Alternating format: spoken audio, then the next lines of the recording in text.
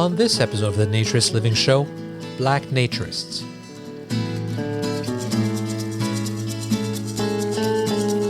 This episode of the Naturist Living Show is brought to you by B.E.A.C.H.E.S Family Naturist Park. At B.E.A.C.H.E.S, we offer traditional naturist values in a modern setting. Free your body, free your mind. www.bearoaks.ca.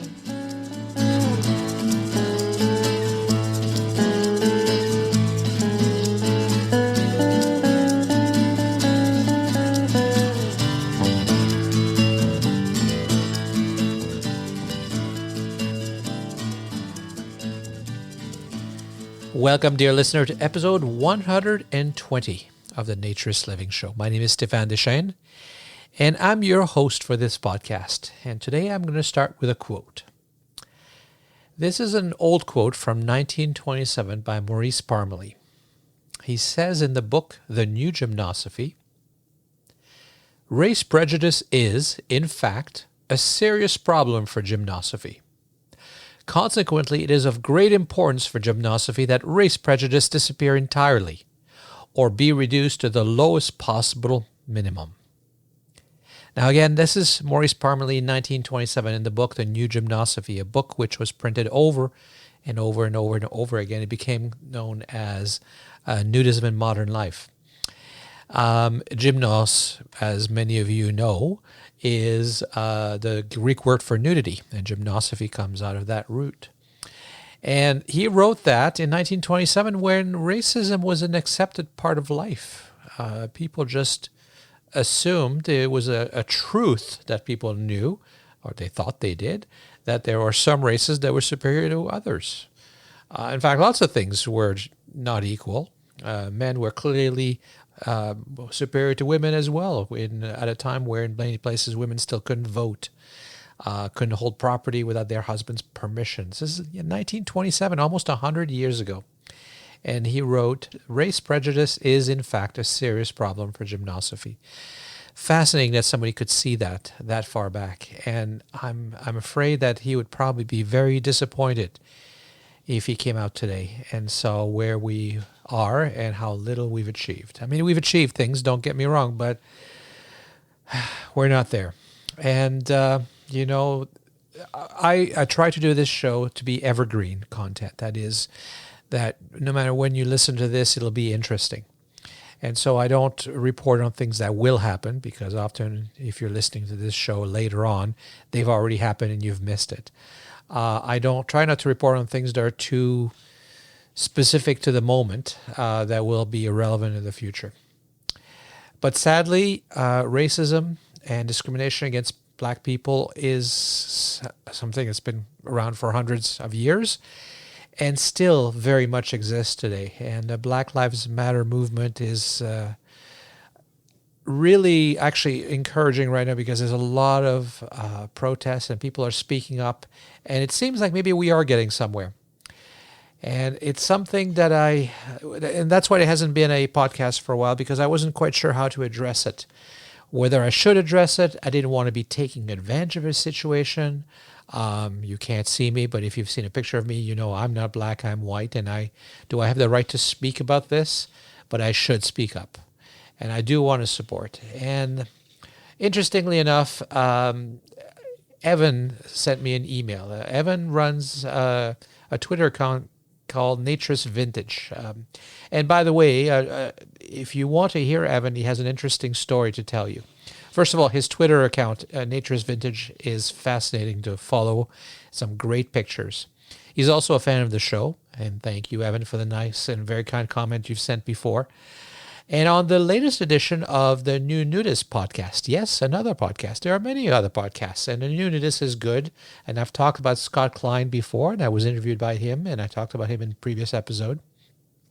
So in the latest one, which is in this case the July 6th, 2020 episode, sorry, there's no episode numbers, and Scott, if you're listening, maybe you should consider having episode numbers so you can reference older episodes. But it will reference by the date, July 6, 2020, and it's titled Nick and Linz from Naked Wandering Blog. And it is a great interview with Nick and Linz. I always enjoyed listening to them. We have been on the show, as you know, a few times. We'll be in an upcoming episode as well. And yes, by the way, Nick and Linz, I don't agree with clothing optional. Shall we argue some more? If you want to know what that's about, go listen to that particular episode of The New Nudist. But as much as I love Nick and Linz, what I found most interesting was Evan's story. And Evan's story of his great-great-grandfather, Rudolph Johnson, who was known in his family as Rudy the Nudie, and he was a president of the American Sunbathing Association. And so, which is how Evan got into nudism or naturism. So if you want to go and listen to that episode, you can hear that's very interesting story of how he got into naturism and ended up starting a Nature's Vintage Twitter account. But he also wrote me, and he wrote me because he was also trying to figure out what to do and trying to encourage people to speak up in this movement as well about Black Lives Matter. And he kind of convinced me to really push forward. So we did cover minorities in naturism. We weren't looking, though, at discrimination as much. We weren't looking at the battles that people of color have to fight as much as we were talking about why there aren't as many in naturism. But now with Black Lives Matter, I want to approach it specifically about Black people. And, there's so much misunderstanding. Black Lives Matter is not that only Black Lives Matter. It's quite the opposite. When you say all lives matter, it's, and I'm saying, most people don't, but sometimes people say it meaning well. And why that's upsetting to people is because we're trying to fix the problem of systemic discrimination against Black people and the killing, in many cases, of Black people when it's absolutely avoidable. And that is what Black Lives Matter is about. It's about fixing the problem that Black people face. It's not about not caring about other people or ignoring other problems. There are many problems, sadly, in our society and many other people who are discriminated against. But Black Lives Matter is about Black people. And this movement may be better. I think there are more people that are tolerant and accepting of all people. And somehow, maybe when we're nude, skin color perhaps matters a little bit less. We see each other just like the difference between men and women matters a little bit less. Maybe people become more people once we take all the clothes off as well. And so, but there is definitely a history of racism in the movement. People like to talk even about how the Nazis banned the Freie Körperkultur movement or nudism in Germany. And they did for a short period of time until some of the leaders of that movement in Germany were very such good little Nazis and such good supporters of the regime that it was reinstated because they convinced them that if you want purity of race, having people nude is how you can identify if there's anything wrong with them. And so Black people were not allowed in a lot of the early nudist places. In the United States, there were places that definitely discriminated. There's stories about it in some of the older magazines. And again, if you go look at Evan's feed, he's got a couple of articles that talk about that. But I want to talk about today, not the past, because hopefully things are a bit better today, and hopefully now we are moving forward. And I started with Gregory Jean Louis, a good French name, but he's a good American. He's a dedicated listener who'd contacted me before, and we had a little chat about being Black in naturism.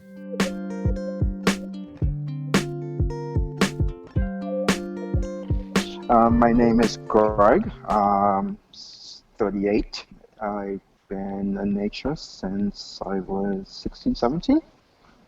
Okay. And you're originally from Haiti? Originally, but grew up in Massachusetts.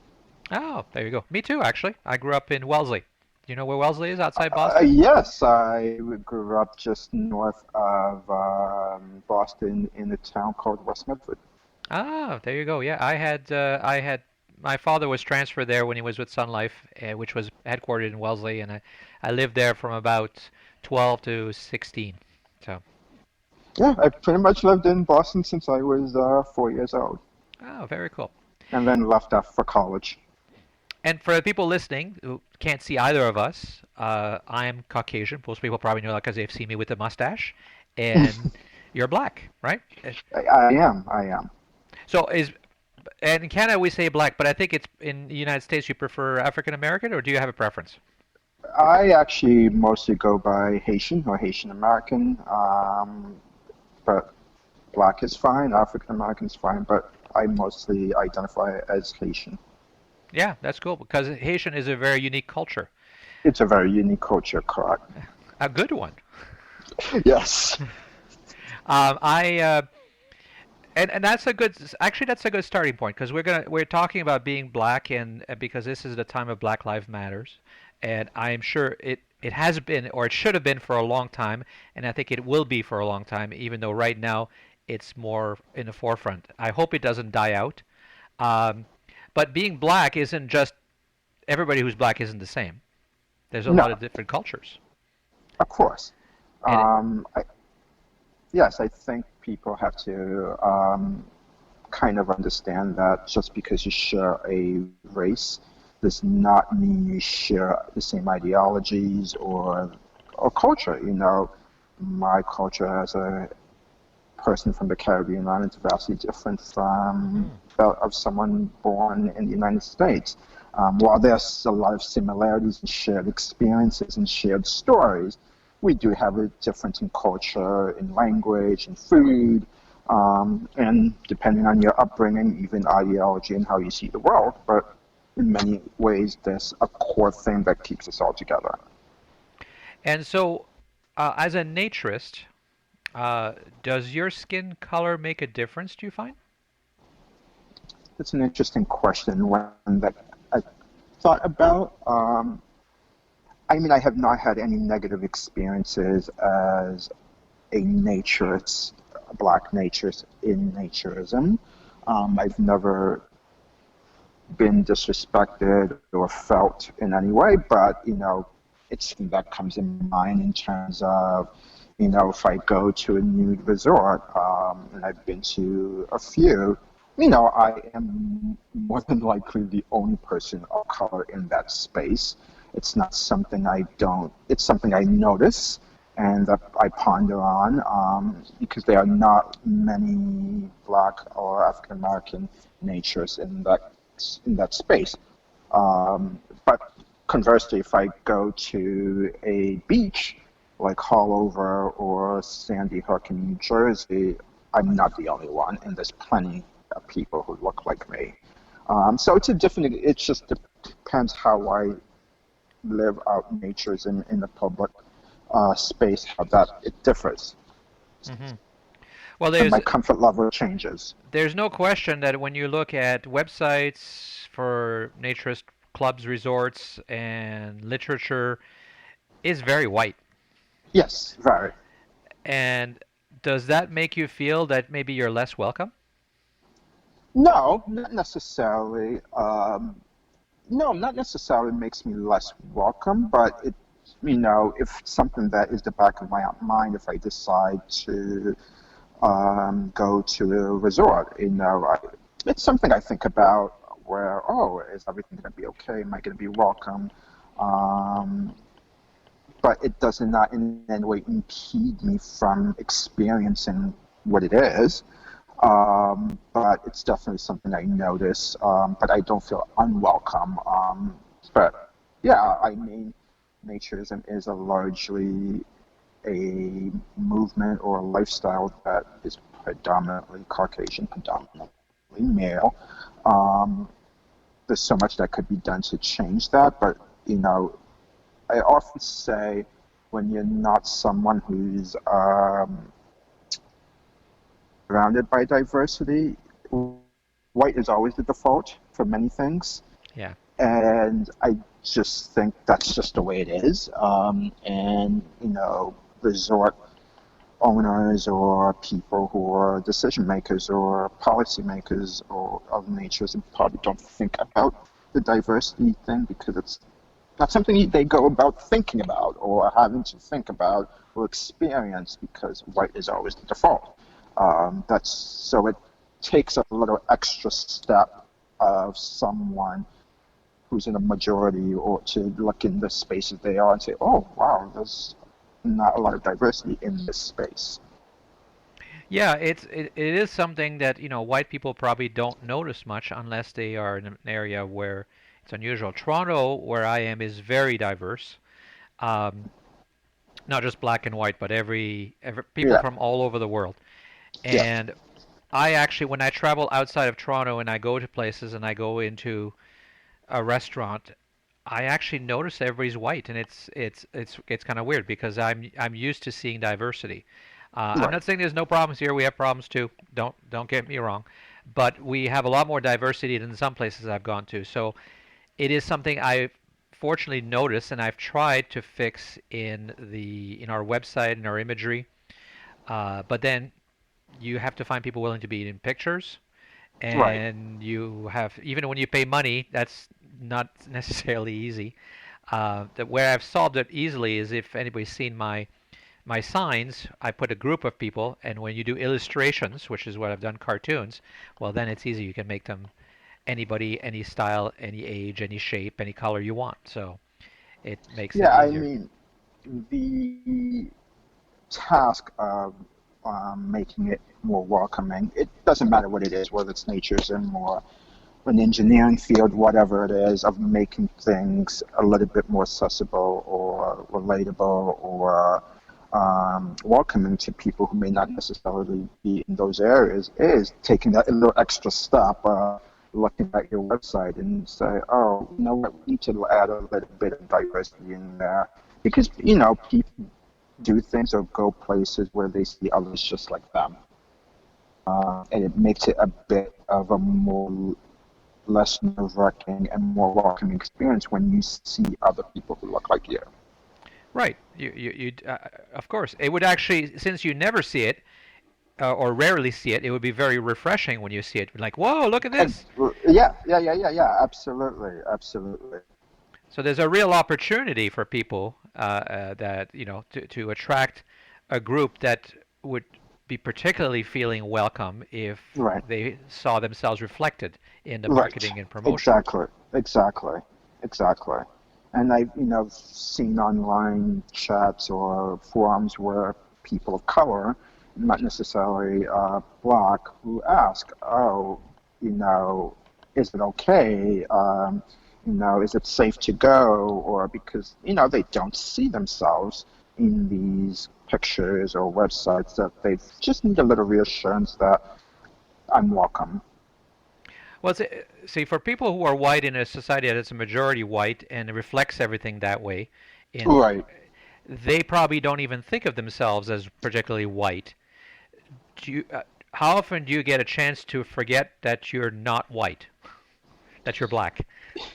It's kind of a loaded and complicated question because, you know, I grew up attending predominantly white schools. I make a joke that my first black school friend wasn't until high school, because I'd just been so used to being the one of very few black kids in my school. The only time where it's not the case is if I'm in my own home or attending church with my parents. Um, but the only time where I don't have to think about it is when I'm amongst other people who look like me or other people of color, be Latino, because there's sort of, even though we're culturally different, there's a shared understanding and experience on how we see the world and how we navigate the world. Hmm. And is that why? I know you haven't attended the Black Naturists Association events in Florida yet, but is that why you think there is a group? I mean, you can't speak for them, but why would you create a Black Naturist group? You know, uh, when it goes back to when you see an activity or a forum where you don't see people who look like you, there's something nice about connecting to people who look like you, Hmm. and who speak your language or understand. I, um, it's difficult to kind of explain, but when you are amongst people who are like you, there's an unspoken understanding about everything. I don't have to explain anything to you because you get it. Um, and I'll just put it in the context of naturism versus a textile. if you're around a naturist, there's an understanding, a kinship, something that connects you that only the two of you fully understand, that someone outside of that group may not necessarily understand. You Right. don't have to explain things thoroughly to them, and there's a bonding and a safety in just being around those type of people, another naturist, and then extend that to race and sex or whatever, and sexuality. Yes. Well, if it was truly a world where your skin color was the same as your hair color, and nobody really, it was just a variety, then you would never feel left out, or you would never feel like you have a different experience, and so you No. wouldn't need a Black Naturists Association. Right, right. Just like we don't have a brunette versus a blonde Naturist Association, because nobody Right. treats you differently because of your hair color. Correct. But they do correct. because of your skin colors. Right. And we've got a long way to go. Right. It's just nice to see people who look like you in that space where you may not necessarily see them. And it's just nice to not just to be Black, and we're naturists too, and we can enjoy that with each other. And one thing I even will extend in saying that just because something is created for a certain kind or a Black space or a Black group, it doesn't mean others who are not necessarily Black can't come into that group.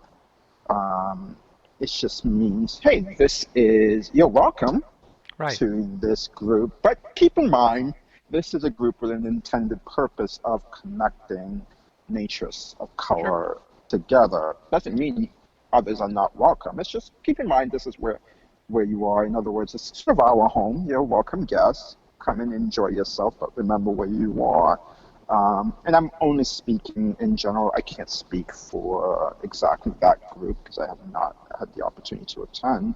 But in general, a lot of spaces that are specifically for people of color often does not mean those who don't belong to that group can't come in. No, exactly. And I've never been to a Black Naturist event, but I've been to a gay Naturist event, which is similar. And I'm not gay, but I was very welcome. Like, in fact, I think I was more welcome there than some non-gay naturist places I've been. Because it's like you said, it's not about just being for gay. It's about being people who share something when in the outside world they're not always treated like they belong. Correct. So here you belong in the Black Naturists Association. You're welcome. You don't have to worry about that. But that doesn't mean that I can't come in. Right. It's a space where we can just let our hair down and let our guards down and just be who we are. Exactly. So have you had experiences in your life as a Black man where you felt discriminated against, where you felt you had an inferior position, you were at a disadvantage? Yes, and it's probably not something I really quite want to discuss that. But I've been profiled, being followed around the store. One particular experience I do remember, which is not one I want to go into detail with, where I was suspected of shoplifting when in reality I wasn't, and I was threatened with jail time and got gone through my stuff. They did not find anything or see anything, but simply just thought that because I'm there, I must be doing something wrong. And, experience to that level shakes you to your core. Mm-hmm. And it completely changed the way you see the world. And so, it's hard for people who don't experience to fully understand what it does to you, but it completely shapes your whole view. And it's trauma that you have to work through and learn how to deal with. I mentioned earlier, I grew up attending predominantly all-white schools. I went to an all-boys prep school in high school. That was a very difficult experience. Well, I'm very grateful for the amazing education, but that left me with some issues in the end that I had to deal with and unpack. So when you experience certain things, it shakes you to your core. Yeah, I can, the empathy is what people sometimes lack because they haven't heard the stories. They can't imagine. I am an old white male. I have so much privilege that I never think about it. Right, I never have to worry about it. I'm not concerned about anything um, because of that privilege. And people right, don't appreciate how much confidence that gives you in the world that you don't have to worry about it. right, And women, we've talked often about women in naturism have a similar thing because in the outside world, women, it doesn't take too many experiences where somebody sort of decides that they can do things to you because of their sex drive or whatever without their permission for them to feel that they're just always being stalked. right, And it's hard for a man to imagine that. And right, similarly, it's hard for a white person to imagine what it's like to go around wondering, why am I being pulled over? Why am I being stopped? Why am I being questioned? right, Um, you don't have to have that happen 1,000 times to go, right, nobody else experiences that. Why right. am I? When you are privileged in some way, be it race, be it gender, one of the worst things I think you can do is deny someone else's their experience. Right. It's totally shattering to do that to someone. I'll give the analogy of, we'll stick to the subject of women. I'm a man. There's privilege to that. Yeah. And while I may not necessarily fully understand how women navigate this world and the things that they have to experience and continue to experience, the worst thing they can do is deny her the feeling and her experience. Right. The best thing I can do is acknowledge it, emphasize, and get an understanding of how that feels. I can never fully understand it. It's not an experience I could ever have. But the worst thing you could do is tell them, oh, it's all in your head. Or maybe you just misunderstood. I don't think it was that. You're lying. It's those kind of things, those words, and words have meaning, and words are powerful, that we need to be careful how we talk to those who are in marginalized groups, be it women, be it gay, be it black, be it Asian, whatever. You have to really step back and not make it about you or your feelings. And the worst thing you could do is deny someone that experience that they feel and have gone through. So this movement, naturism, has always had people who were arguing, against racism and for equality since the early 20th century. But it also has a lot of racism. It has a lot, white-only naturist clubs or nudist clubs, and Yeah, against Asians, against Jews, or whatever. There was lots of yeah. that happening in the 20th century as well, and sadly, probably still today. Although I don't know of any specific examples. So. But let's assume that people listening to this podcast are a little bit more enlightened, and they may not have intentionally done anything, but they would like to be more welcoming. What advice would you have for them to do or not do to make you and others feel more welcome? I mean, before I answer that, I'll preface by saying one thing. I know Sure. one thing something I always see, especially online, how a lot of naturists have this feeling like because they're naturists and because they're doing something so liberal as living nude-free, that they're somehow more open-minded than the general population. Mm-hmm. And my response is always, naturists are no different than the general population. True. The only difference we have is, we like to live a lifestyle, live a life where we're comfortable being nude.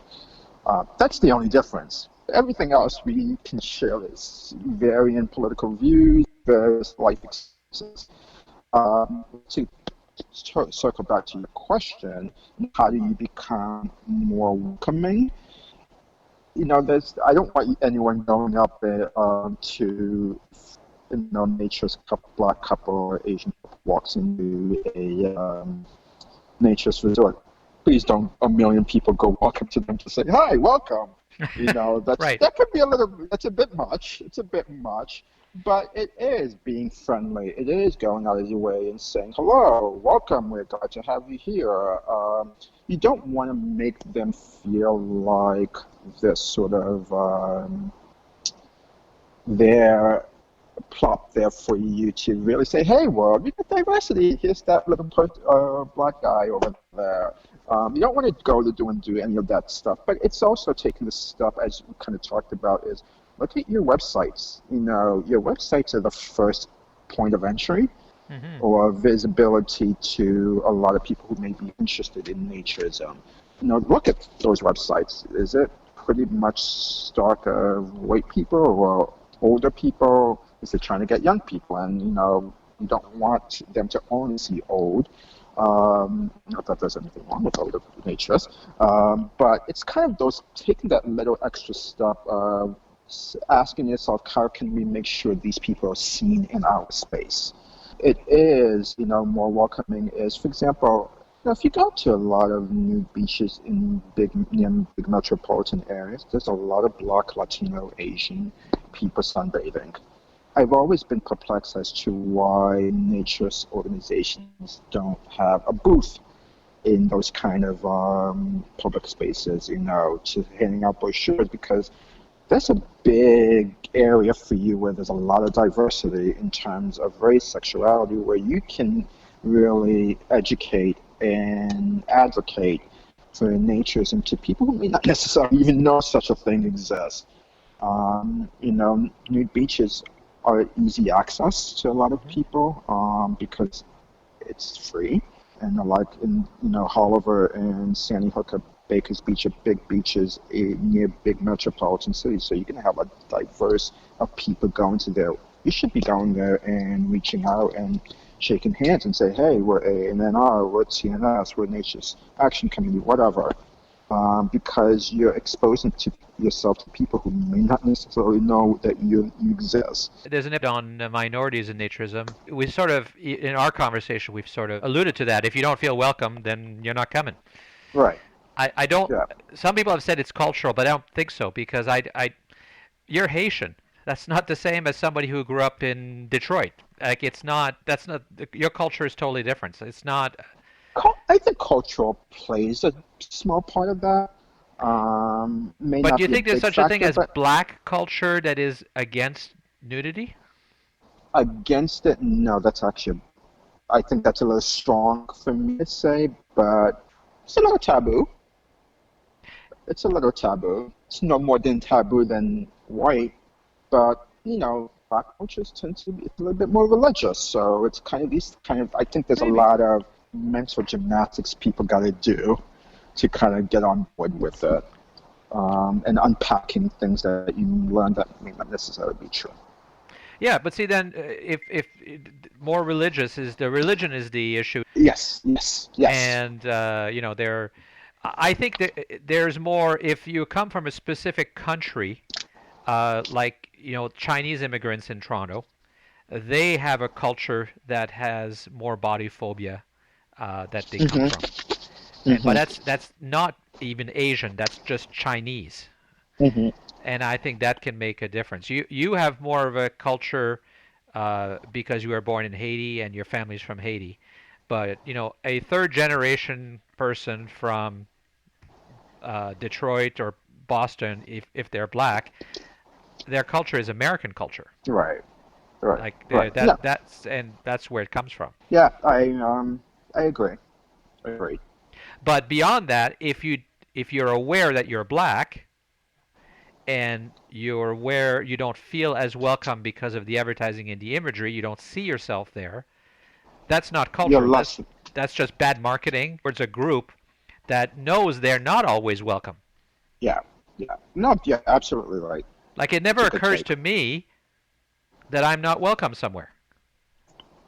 That's the privilege that we white people live in life. Like, I guess if there's a culture issue, it's not a black culture problem, it's a white culture problem. Explain. Because the white culture doesn't always make you feel welcome. Yeah. It's And not I that you think, have excluded yourself from naturism. It's that naturism, being predominantly white, has not welcomed you as right. black people, not you specifically. Does that make sense? Do you agree with that? I think I agree with you. I very much agree with you. And probably take it even first, not necessarily culture, but probably life experience and upbringing. And yeah.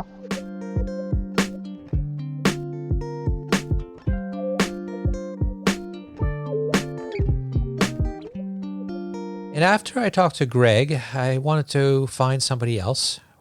No one person can speak for every person. There is no headquarters for the Black Lives Matter movement. There's no president. There's no. People have different interpretations and views of what the issues are and how things should be done.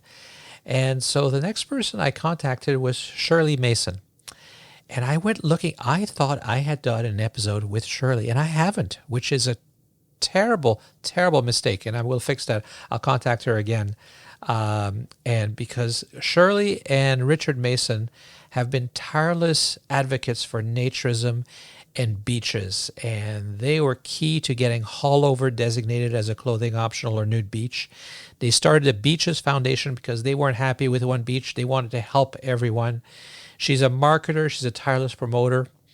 And so I knew she would have a lot of experiences because she has spent decades and decades fighting and dealing with people. So I gave her a call.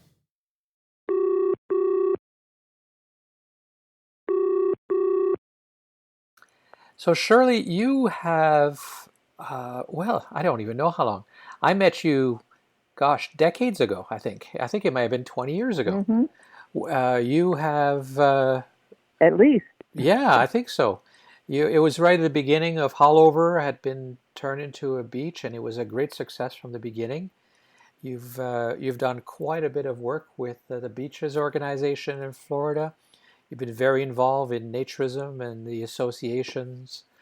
You are a well-educated, successful woman.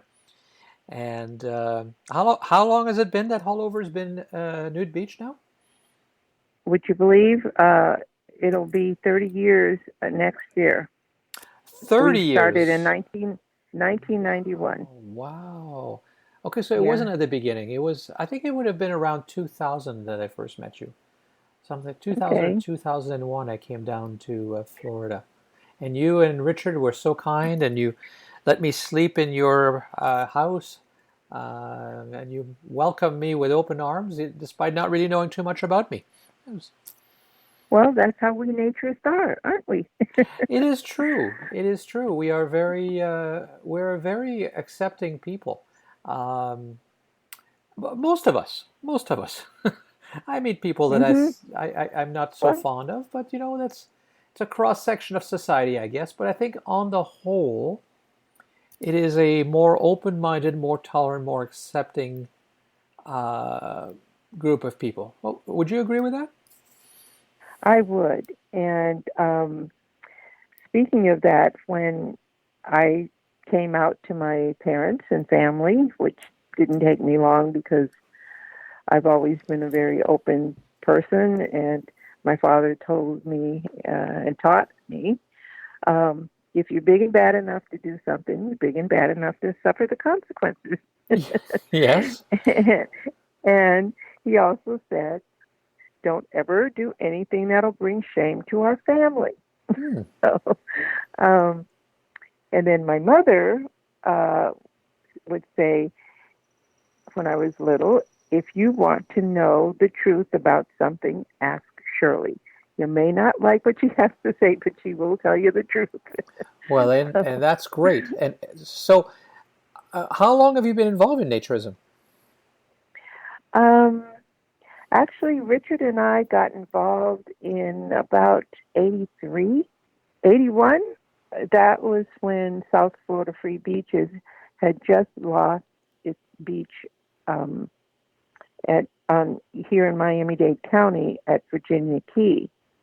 They were in a lawsuit with the city of Miami, which unfortunately they lost, but it was because they didn't do quite the legal research they needed to do, which subsequently we learned from that mistake, and we did the legal research and found out how we could do it. Now, um, that was almost 40 years ago then. yeah, yeah. And can I ask how old you So, were at the time? let's see. I think I'm 70 now. Here you go, and proud of it, right? Yes, yes. I made it this far. You're still a And very I plan vibrant, energetic person. I know that, so it's not letting to. you keep you down as you age. I can't. You just can't, especially when there's something that's really important to you. I got involved with organized naturism uh, out of love for my husband. And so that carried me through, Mm-hmm. carried us through. And that's why we really worked hard to get clothing optional beach here. And we were really very disappointed to hear when other beaches around the United States and here in Florida were closed. And it just didn't make any sense to me. I'm going, why? And fortunately, I learned why. And when we started Haulover, I said, we're going to do this different. And that made all the difference in the world. So. And what we're talking about today is I have been inspired by the Black Lives Matter movement to talk a little bit about that. I've done an episode before on the lack of minorities sometimes in this movement, and we think of the movement as being a little bit more open-minded and tolerant, but I know that historically there certainly have been some discrimination. And so, as a Black woman, did you experience challenges? Uh, to be perfectly honest, yes, I'd say we did. Okay. Because we would go to some clubs and, be treated with not such, open, welcome arms. But that was rare. I will say that was rare. I guess because I was with a man that was white and I was Black, Mm-hmm. and so it wasn't as threatening to others. But for those, couple of places that we did go to that, gave us the cold shoulder, it was uncomfortable. And it really has to do, I think, from the top down. It's how the owners of these private clubs and campgrounds, how they felt. People seem to attract other people like themselves. Right. And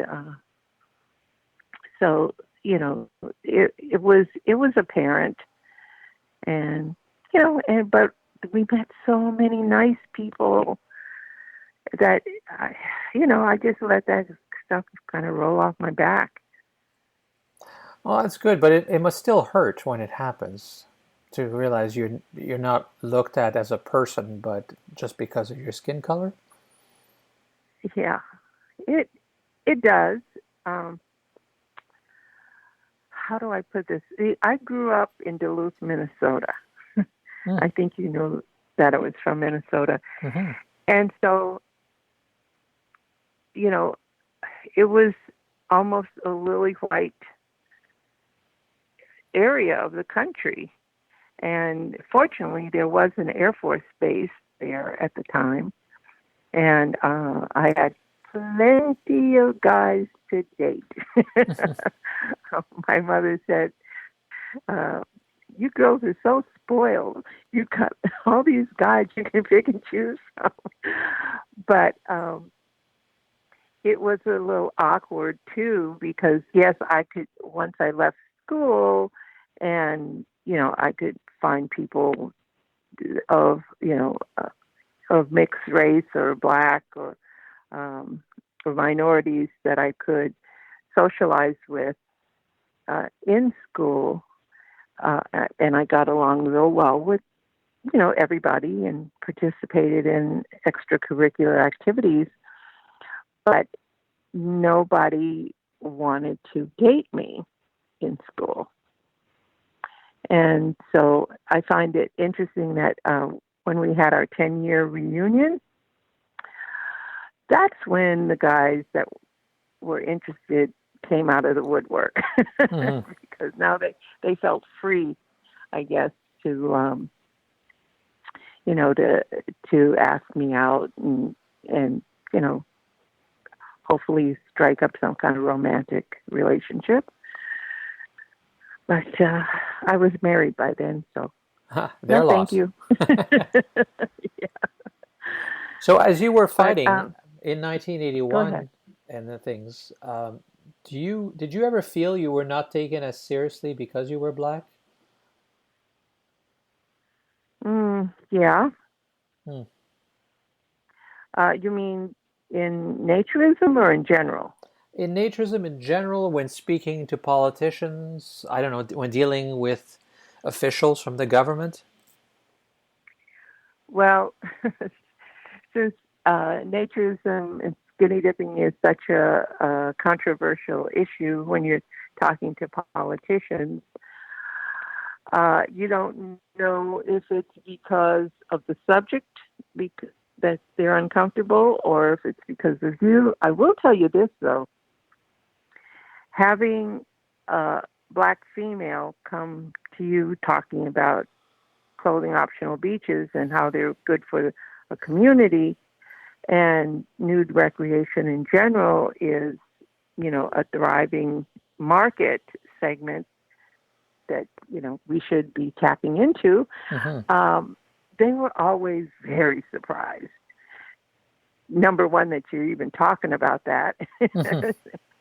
And number two, it's coming out of the mouth of someone that they wouldn't, think would be interested in something like that. So I would hear, later on feedback from different politicians and leaders and people in the hospitality industry that this was a bit surprising. Yeah, so in some ways, maybe that served as an advantage to you at times. Yeah, I just don't let those things get in my way. No, I know that you are quite the unstoppable force, and that's great. Um, and in terms of, a lot of clubs will tell you, well, we'd love to have more Black people or minorities in general, but they don't come. Any idea why that is? Well, first of all, if you look at the way these clubs advertise, and which is really something rather new, because we're such a cloistered group Mm-hmm. that, it's like before the internet, you really, really had to want to find this, clubs and beaches and all those things. And it was very difficult to actually find because no one really advertised. Now with the internet, it's much easier. But even when you see advertising, it's rare that you'll see a person of color or, any darker minority, in pictures. So it looks like it's something that only white people do. But I know that to be not true at all because of the beach. Right. I mean, you can see everything Mm-hmm. from every, corner of the world at our nude beaches. And, and why organized nude recreation hasn't tapped into that. It baffles my husband and I because our background is marketing. Mm-hmm. And we're going, so why wouldn't you work with the groups that are working at, with the beaches and tap into all those people? because they're your market. They're already naked. Yes. And I do know they want to know more about, other places to go and, people to meet. So in addition to reflecting people in the advertising that you do, to people of all colors, but specifically Black people, because that's what we're talking about today, is there anything else a club can do to make them feel welcome, to make you feel welcome? Well, a lot of these clubs have like libraries, little mini libraries and reading rooms. Put some literature in there about people of color. Mm-hmm.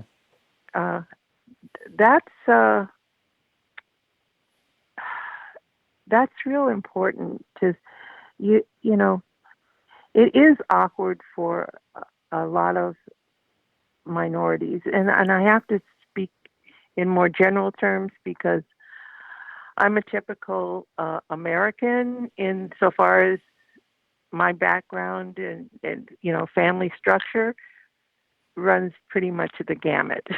Mm-hmm. So I think in terms of of minorities in general of color, and of course I consider myself a Black person, and I know that's the way the world sees me, which is fine with me. But there's just things that you can do. People can hire more people of color. Mm-hmm.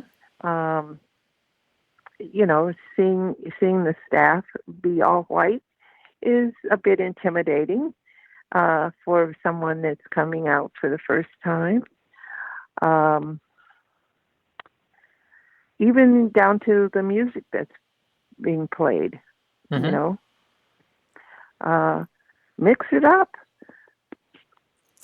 Yeah, So, it is a bit of a chicken or the egg because I've tried to attract more diversity at B.E.A.C.H.E.S, and we have some. There's no question, but mm-hmm. I don't want the first time. You need pictures, and so, but I don't want the first time somebody shows up saying, "Hey, would you like to be in a picture?" A lot of people are not willing to do that. And Right. I want their first visit to be a relaxing one. And when they come a few times, I've broached the subject, but it's hard to find people in general, as I'm sure you know, willing to be public and be in pictures. And if, Mm-hmm. only a very, very small percentage are non-white, that means that your chances of finding somebody willing to be in a picture is low. I've even tried offering money, and that didn't work. What has worked for me is when we draw pictures, then it's easy because I can draw any color that I want, and all our cartoon Sure. pictures are that.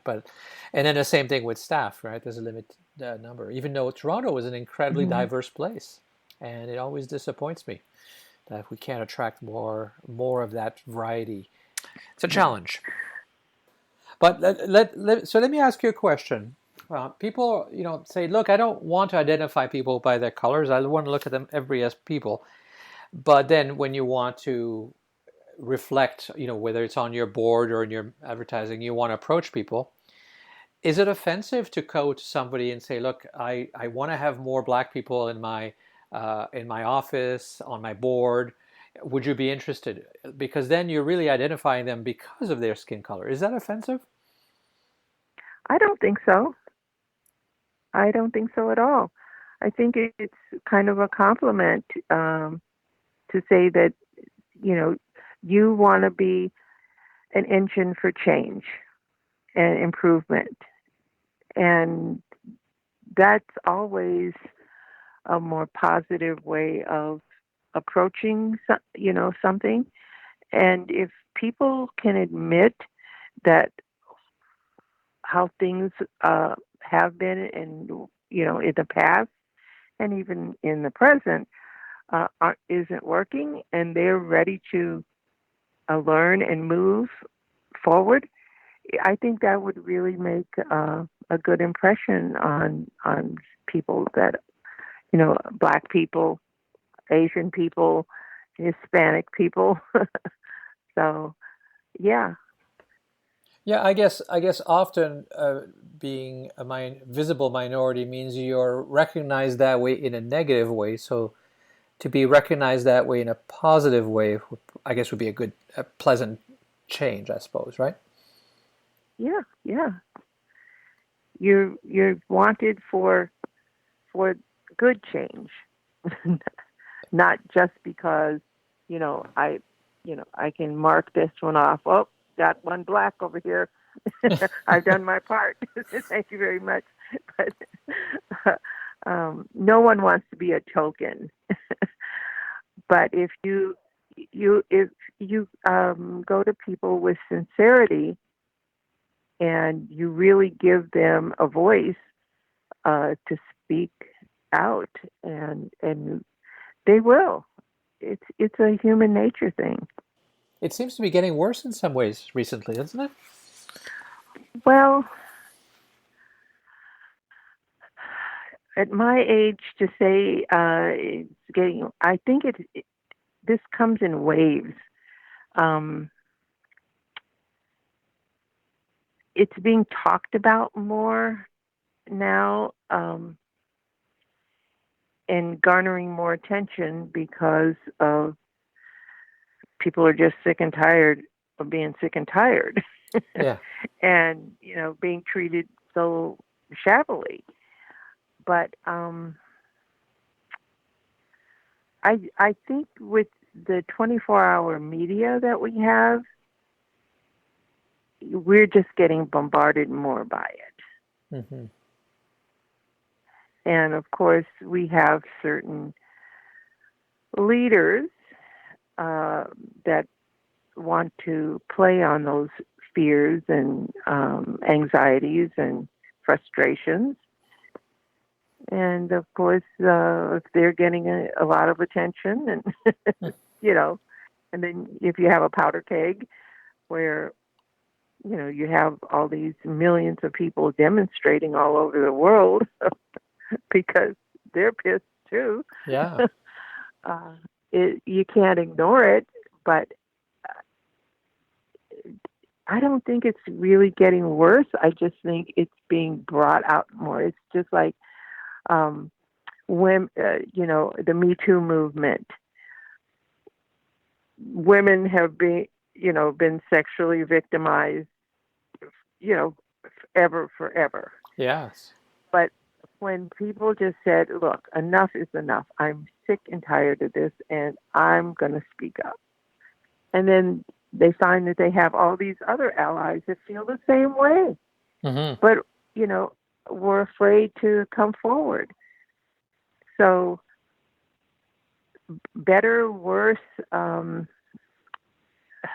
it's been there, and it's just been bubbling right under the surface. And of course, from time to time, just like a volcano, it's going to explode. Yeah. Have you or the Beaches organization done anything about for Black Lives Matter? No, we haven't specifically done anything about that. Mm-hmm. I kind of feel that naturism is kind of an oasis that where you can shut out a lot of the noise and the antagonism and all that, and just kind of breathe, just let it out, and because when you put your clothes on and you leave the beach or you leave that nice resort, all the world is going to be there to to press on every nerve that you have. So I really don't want our beaches to become any more political than it already is, simply because we take off our clothes and skinny dip. Yeah. That seems to be a pretty political thing, and we're always being watched. So I don't want to put things on our website or put out any literature on it, people will find their way to what they want to do. But let the beach and nude recreation be a respite.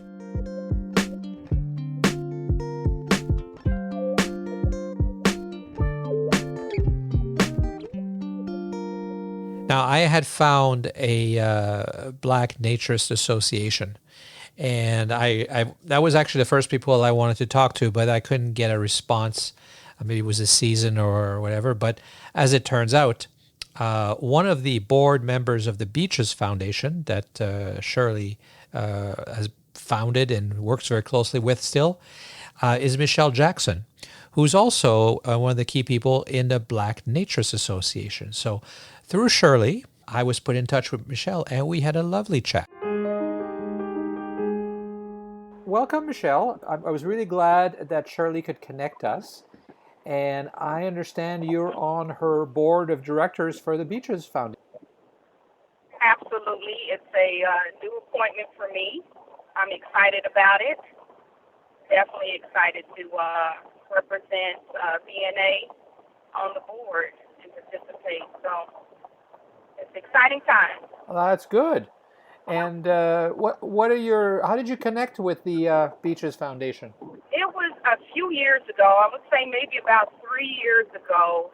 B.E.A.C.H.E.S was just starting up as an organization. B.E.A.C.H.E.S stands for Black Naturists Association, and we wanted to connect with some other organizations in the Miami area. We were putting together a trip, and we wanted to connect with some others in Miami that had connections with Haulover. And I remember we came up on, and I think it might have been one of the magazines that we were looking through, saw Shirley's information and reached out to her, and she connected us with some other individuals and talked about how she could help get everything set up. Of course, she knows everything about Miami and Haulover. So we reached out to Shirley, and her husband was very kind and helped set up a few tents and tables and pretty much laid out the red carpet for us and our organization. So we've been in contact with Shirley ever since. She is wonderful. Yeah, when I first met Shirley, I contacted her at least 20 years ago, and her and Richard just said, "Oh yeah, come on and stay over.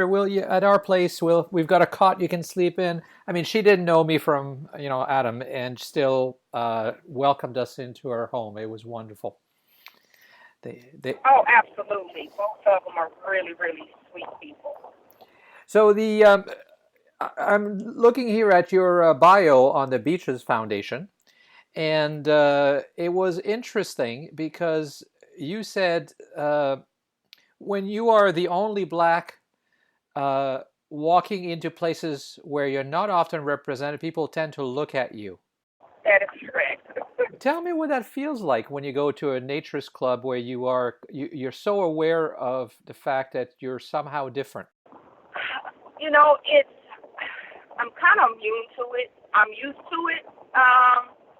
And I say that because oftentimes I can get the same look walking into a restaurant or going to a Korean sauna where you have to unclothe.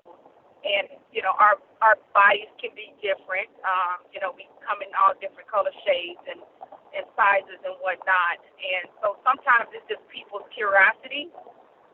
But I do feel oftentimes it's not necessarily in an uncomfortable way. I think people are just more so curious. So it doesn't really bother me as it may someone who isn't accustomed to the environment or the lifestyle, the natural lifestyle. But when I had my first experience at hedonism in Jamaica, it was a little bit uncomfortable, I have to admit, to have people staring at me, because when you're first taking off your clothes, sometimes it's that apprehension and you feel like everyone is looking at you, and that's really not the case anyway. So sometimes it can feel that way when you're first just starting out and getting comfortable in your own skin and lifestyle. So it was a little bit different then than it is for me now. As long as it doesn't feel like it's an uncomfortable stare, you know what I mean? It's a difference. Somebody's just looking versus just someone staring. I'm okay with it. It doesn't really bother me as much. No, so But you're used to it, but it doesn't mean you're not aware of it still. It still has to be in your mind, right? Correct. Correct. And that's just with anything in life. A lot of places that I go to, sometimes people just staring and looking because they're not accustomed to having people of color in that particular space. And do you feel it's any different in naturism? And I'm not suggesting there's no problems in naturism. There definitely is some places for sure. But do you feel that naturists are a little different in any way than the rest of the world when it comes to color? I have had some very positive experiences. I'm very fortunate, and I say fortunate because I know there are others who have not and who have talked about going to some of the resorts and have had some really negative experiences and was really made to feel like they did not belong. It was very obvious with the comments and whatnot, but that has not been my experience. The places I have gone, we do a lot of research and try to read, the reviews and call ahead and talk to people, have conversations to see, how accepted they are of having a group of people coming in, of color. And you can tell by conversations if people are really accepting of it versus those who are a little bit hesitant. So we try to vet before we do set up trips and events going to a certain location. But for me, I've always had a really positive experience. People have been very kind and acceptive. They always want to come over and talk to us, learn a little bit more about us because it is different. It is, we're breaking the stereotypes of African Americans not being at these nudist resorts and beaches, and so because it's been taboo in our community. So I don't mind the conversations. It's great to have people come and ask questions and want to learn a little bit more about us. So, we accept it. We have our open arms for everyone, and it's all about just educating more than anything else. So it's been good. Yeah. Like I said, I've had a really good experience. So I think you've already sort of alluded to that, but just so we speak about it clearly, why do you need a Black Naturists Association? Well, I feel like with a lot of things, it almost kind of goes back to, having, I know some people don't necessarily understand why there has to be Black organizations at work, Black Naturists Association, but we didn't have an organization where we saw people that looked like us, that represented who we were and the things that, like our culture, our backgrounds, and we wanted to create an environment that people of color could feel like they could relate with the other members and be a little bit more comfortable. Because again, it's been historically taboo for a lot of African Americans. We have a very conservative, oftentimes conservative Christian or Baptist upbringing, and sometimes even Catholic, but it's not widely accepted for us to be naked in public. And so we wanted to create an environment where we could educate people of color and say, hey, it's okay. You don't have to have a perfect body, or you don't have to, be in this other lifestyle, because oftentimes people want to relate naturism with swinger lifestyle, and it's totally different. So it's really trying to figure out what are those things, those hesitations in Black community that keeps people from wanting to participate. You have people that come up all the time that's curious, but then they're hesitant and they don't want to participate. So it's identifying what those things are and finding ways to break down those stereotypes. And a lot of times the best way to do it is do it with people that look like you and can also relate to you. And we didn't have any of that, at least from what I saw and the other founders. We have a huge, huge group of participants and members that have found us and said, you know what, I've been looking for years for a group like this. Mm-hmm. And it's when you go tonight, constantly, everywhere you go, work, restaurants, stores, and depending on where you are, raised, and you're always the outsider, you're always the minority. It's a sense of belonging and family when you can find something that you can relate to, and it's like a family versus always being that outsider or the minority. It's a different feeling. So that's why we wanted to create it and help break down those stereotypes that, yes, there are Black Naturists. It is okay in the community to participate in this lifestyle. Well, and I think that naturists should actually understand that because, if you go to a beach and you're the only one that's naked, it feels a little weird. You'd rather be with a whole bunch of other people that are comfortable with nudity as well, so that you don't feel you're being looked at all the time, right? Absolutely. And sometimes people just they're not aware of it. Like psychologically, they're not aware that there is a difference. I remember being out, I went out to dinner with a coworker, and I used to work in the rail industry, and it's, predominantly white male industry. And oftentimes I would be the only female in the room, and then also the only person in color. And we were at a restaurant, we were having a conversation about, the difference in how I feel when I walk out and go to different places. And I told him, I said, just even right now, I said, stop and look around the room. How many of me do you see? And he said, I've never thought of it like that. And he looked and said, wow. I said, imagine walking in the room every day and moving through life and not seeing a lot of you being represented everywhere you go. And he said, Michelle, he said, until you just said that, he said, and I'm over 40 years old, he said, I've never really stopped to think about it like that. And I said, exactly. So sometimes when, when things are not affecting you, you have a tendency not to really think about it. Right. And that's what we're trying to do is, we're trying to find ways. Obviously, there is something different where you don't see a lot of people of color at new resorts and beaches. And what's the reason? And, I've had so many people come up to us and say, oh, my God, we enjoyed you guys. You all were so fun. They were really, really welcoming and happy and wanted to take pictures and use us, in some of their brochures so they can break down some of those stereotypes. It's really important. They don't want to be racist. They don't want to upset you, so they kind of pretend like they don't notice you're Black. Does it upset you if they ask you about being Black?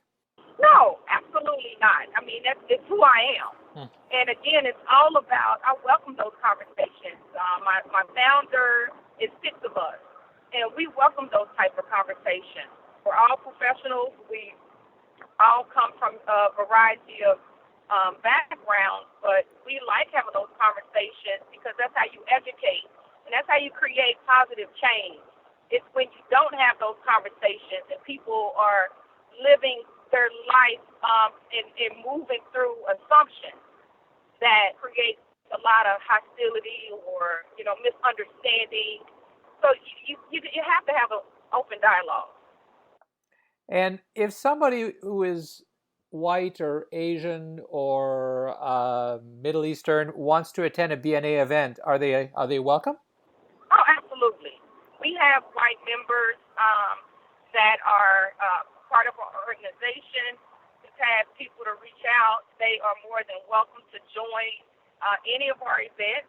We do not limit it at all to just African Americans. Absolutely not. So for the clubs out there that they recognize that they don't have a good representation, and I understand it's a chicken or the egg situation, right?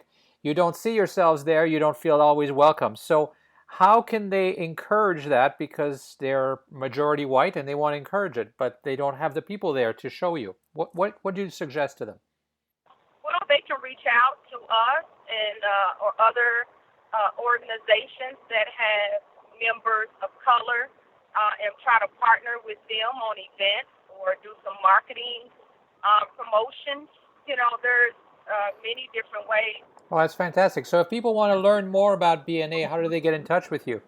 We are on Instagram as Black Naturists, and it does not have an L. A lot of times people want us to say natural, but it's Black Naturists. Right. And we are on Facebook as Black Naturists Association, and we also have a website page, www.blacknaturistassociation.com.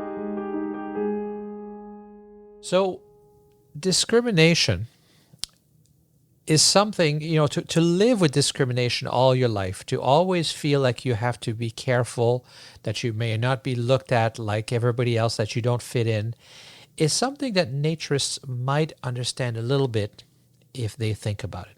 It's not the same as being black. I mean, there's no history of being enslaved, of your grandparents being forced from their country and brought to another place to be turned into slaves and abused. There's no history of being killed, as far as I know, for being a naturist.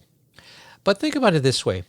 Imagine you're a naturist and you walk on the beach nude and you're the only one. And whenever you go, you're allowed to, and everybody says you're allowed to, but you're always the only one. And people kind of look at you because you come in, you feel that you stick out a little bit because you're a little different. And people they're not nasty to you, but you can tell they don't necessarily approve. And you always feel like you don't fit in.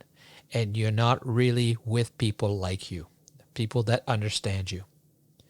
And you know that if you tell other people, you might lose your job even, because people might disagree, might not like you. But as a naturist, you can hide it. If you're black, you're black. You have to own it. You have to be that person. And you have to, unfortunately, deal with it throughout your entire life, nonstop. And you've heard from our guests, they are all strong people who have no trouble coping. But I've got to imagine it must get tiring. So we should all stand together, and we should not tolerate that anymore. We should speak up.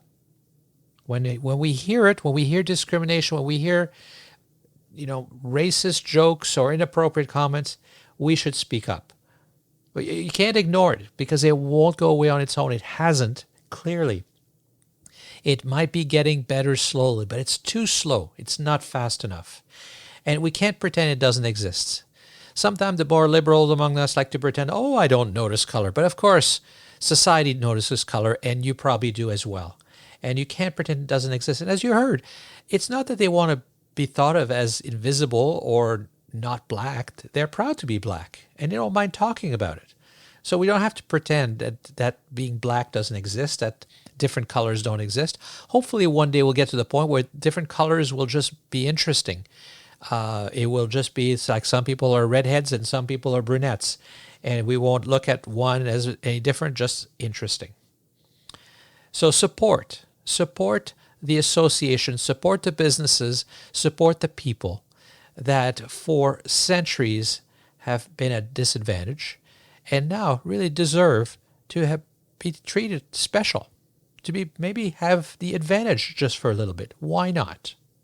Why not? And most importantly, this is the Naturist Living Show, let's include him in Naturism. Let's make an effort. I am going to try even harder to have more pictures of visible minorities, not just black people, actually everyone, from all Asian people, people from the Middle East. We want to be representative young, old, skinny, heavy, every shape, every size, every color, they should be on your website. They should be in your brochure. And we need to make more of an effort to make sure that they're included in the naturist movement. Maybe this could be the first part of society which is better, not just because we accept our bodies, but because we completely accept each other. If your place is not like that, please speak up and let's make a change. So that's all for this episode of the Naturist Living Show. Thank you for listening. Again, my name is Stéphane Deschênes. I'm your host for the podcast, and I'm the owner of B.E.A.C.H.E.S Family Naturist Park. And I make the show with a lot of help from Samantha Graham, who's making things so awesome by producing the show and doing all the time-consuming editing. You'll find links to all the things we talked about that I mentioned in the show notes on the show's website, which is found at naturistlivingshow.com. And please keep sending your comments and suggestions. I always appreciate getting them, and I read them all. I may not reply to them all, but I definitely read them all, and I enjoy listening, listening if I can, but also reading your comments and your thoughts. The show's email address is contact@naturistlivingshow.com.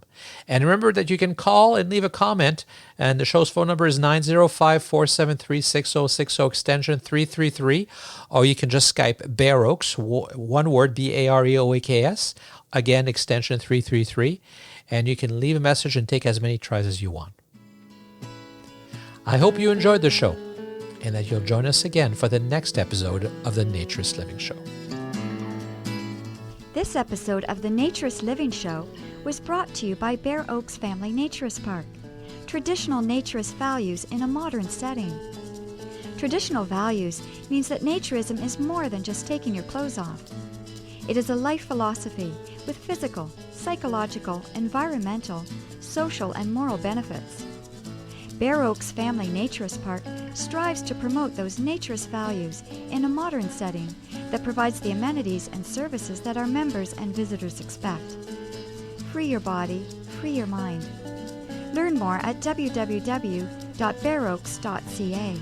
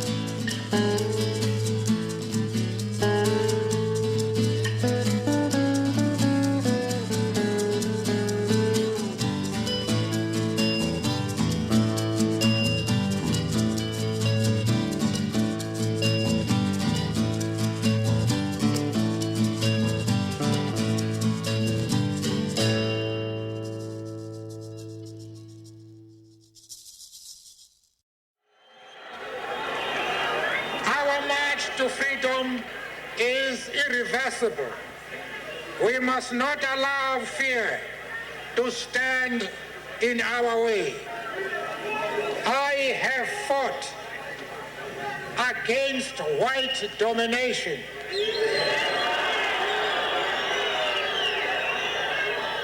And I have fought against black domination. I have cherished the ideal of a democratic and free society in which all persons live together in harmony and with equal opportunities. It is an ideal which I hope to live for and to achieve. But if needs be, it is an ideal for which I am prepared to die.